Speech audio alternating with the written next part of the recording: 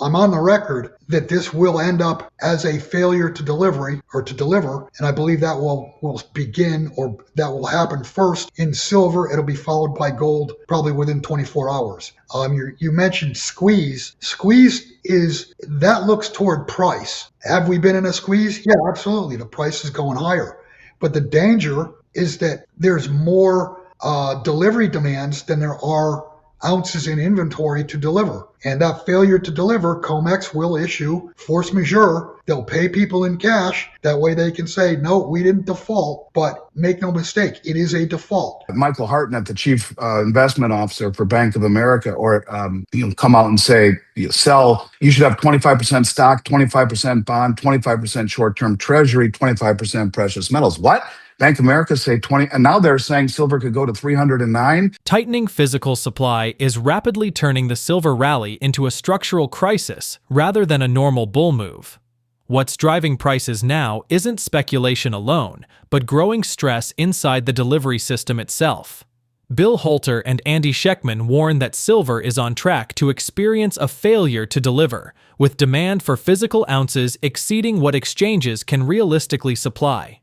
In that scenario, paper contracts may be settled in cash under force majeure, which avoids the word default, but confirms it in practice.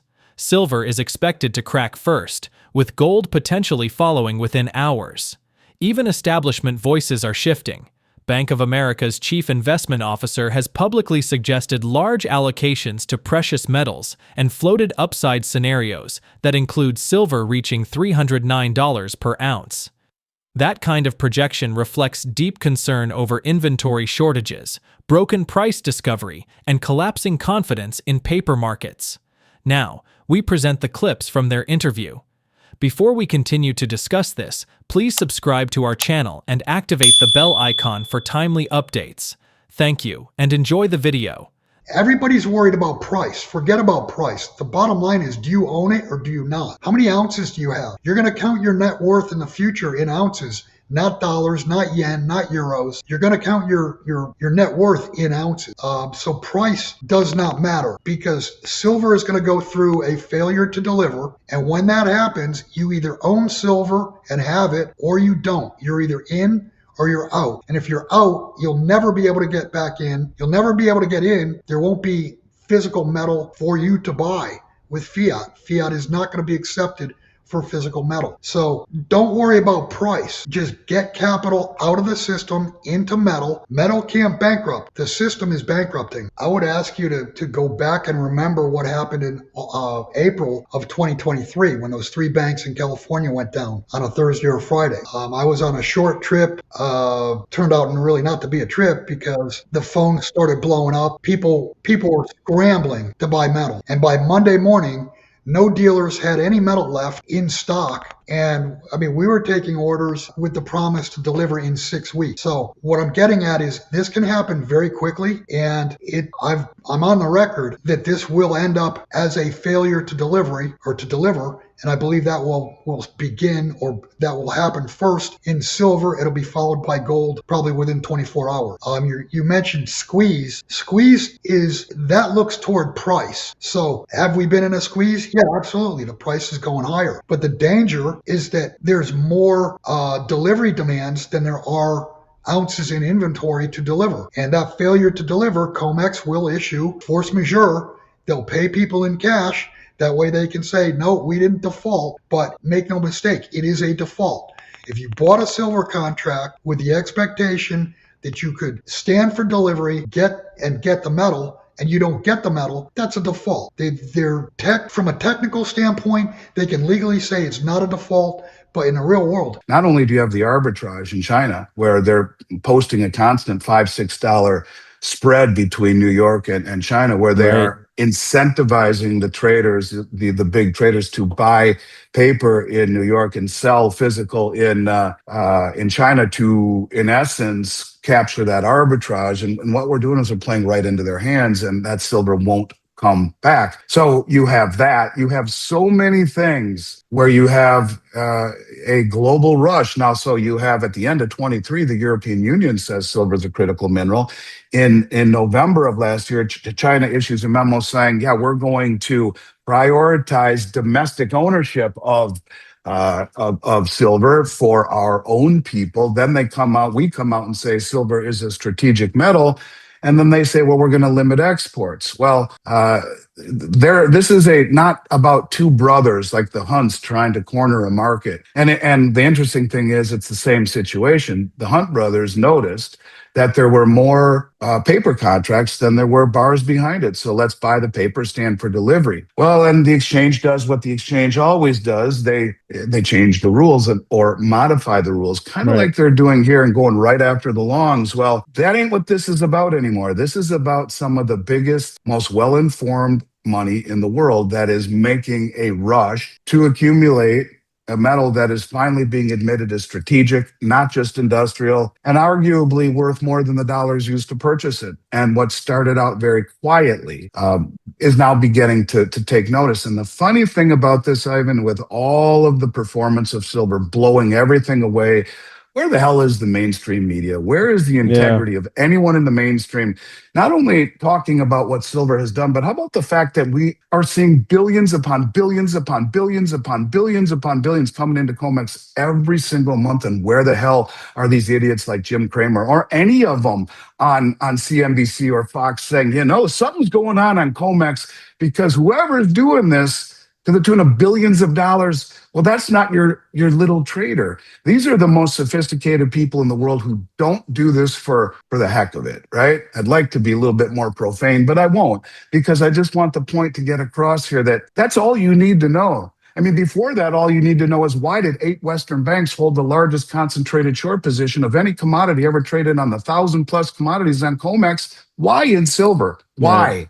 Right. And that has to do perhaps with the military-industrial complex, and that's another discussion for another time. But when you see the biggest traders in the world doing these things, seeing what they do, and getting zero attention by the mainstream, you should be very keenly interested in exactly what they're doing, because it's front running, and either you see it and choose to trust it, or you don't.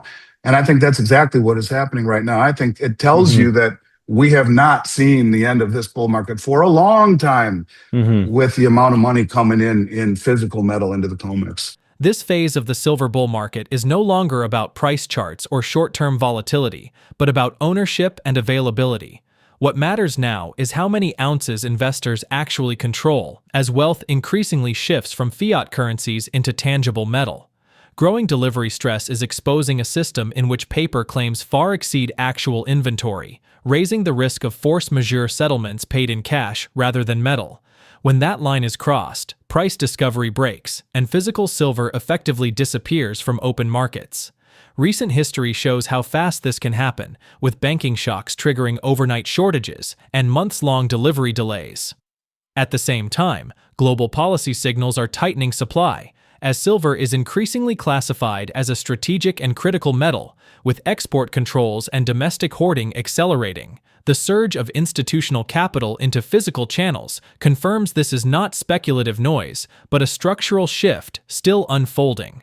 Let's get back to the interview. The massive purchasing of gold and silver by the central banks. India, huge silver consumer, but deeper than that, Saudi Arabia taking big interest in silver. China, the number 2 producer in the world, flying all over the world to, in particular, Peru and Mexico, buying pre-refined silver in doré and concentrate, paying double what the West will, shipping it back to China to refine it. The central banks buying tremendous amounts of gold and silver, but removing them not only from the exchanges, removing counterparty risk, standing for delivery, but even taking their metal back from the New York Fed, which always gave access to the COMEX, and from the Bank of England, which gave access to the LBMA, an overriding theme of accumulation and repatriation and removal of counterparty risk by the most well-funded, but more importantly, well-informed traders in the world. Now, if we take that a step further, whoever got to President Trump and said, dude,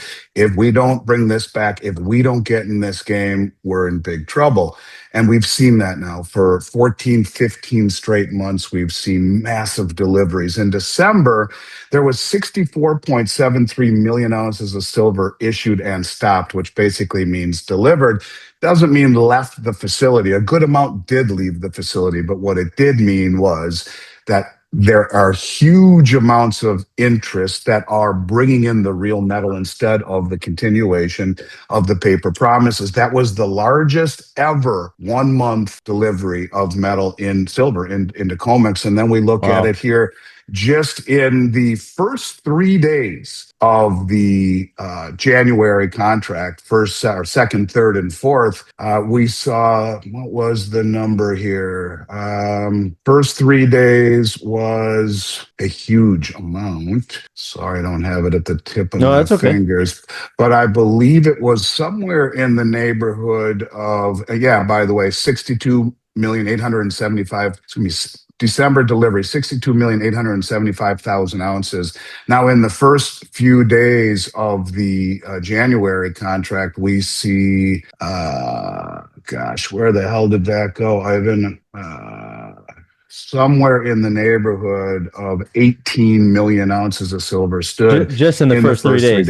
In the first 3 days. And so, the biggest money in the world, and somewhere in the neighborhood of about 600,000 ounces of gold in the first 3 days.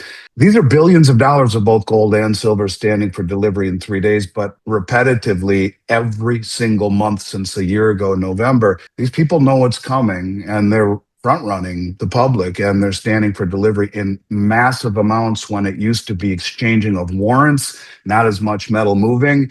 There's a good deal moving now. And that, to me, you're talking the most well-informed traders in the world see something that the public doesn't. And the ratios come down, but still at 55, 56 to 1.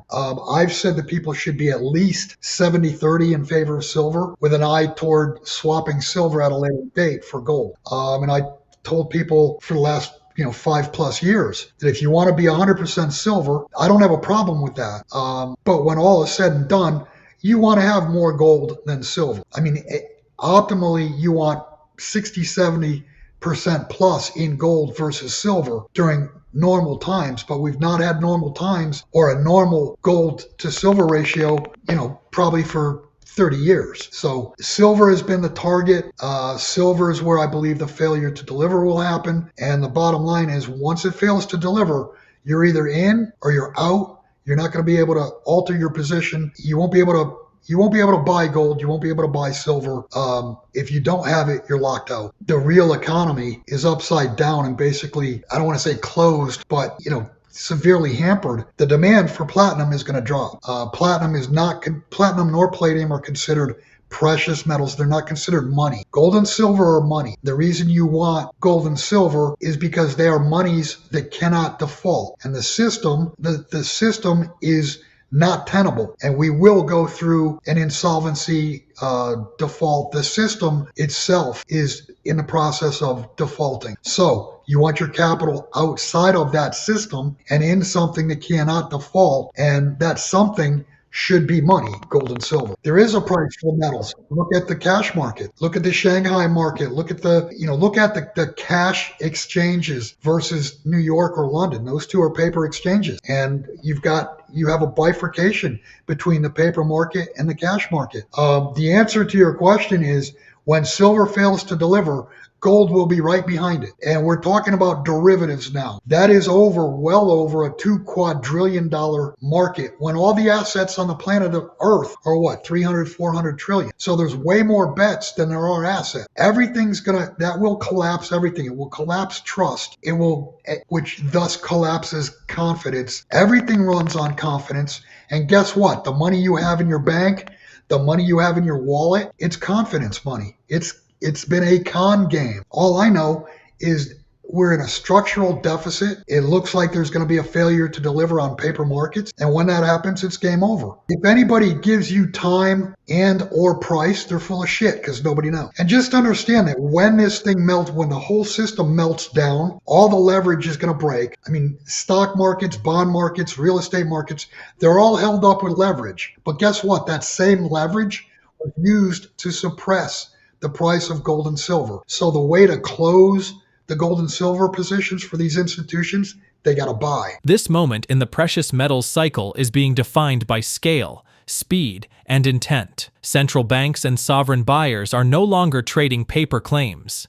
They are demanding physical gold and silver, repatriating metal, and removing counterparty risk from the system. Record deliveries on COMEX, including tens of millions of ounces of silver in single months, signal that the most informed capital is front-running a structural breakdown in paper markets. The widening gap between cash prices in Asia and paper prices in New York and London reinforces the view that this is about real metal, not leverage. Silver remains the focal point, with an abnormal gold-to-silver ratio. Once delivery stress turns into outright failure, access disappears, and positions cannot be adjusted. In that environment, ownership matters more than price, and issues of preparation more than timing. Share your thoughts on their analysis in the comment section below. If you find this video informative, please support and turn on notifications to stay informed about our latest videos. See you in the following video. Thanks for watching.